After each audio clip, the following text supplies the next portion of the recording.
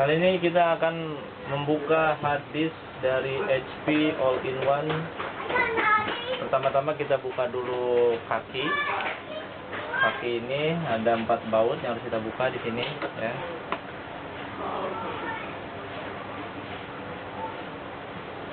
Seperti ini. Ini kakinya. Kemudian kita lepas dulu. Nah, di sini ada baut 1, 2.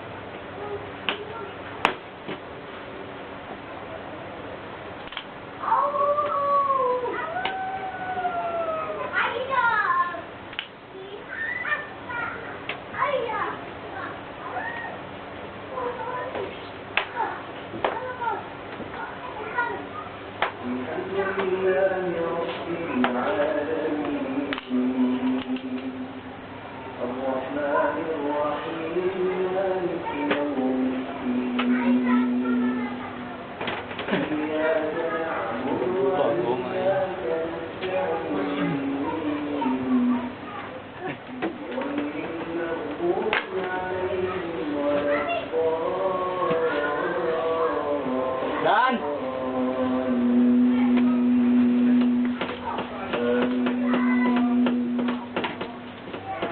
Tara sudah bisa dibuka. Anjir, kamera. Jadi guys, seperti ini isinya nih. No, Core i7. Ini hard disk. Suatu perjuangan membukanya guys. Lagi kurang di like. Dan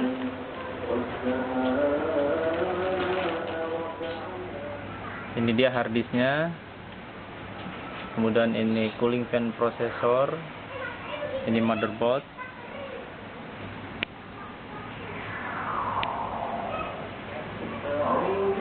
Harddisknya SATA 1 tera. Oke, seperti itu cara pembuatannya. Tinggal kita buka baut-bautnya saja.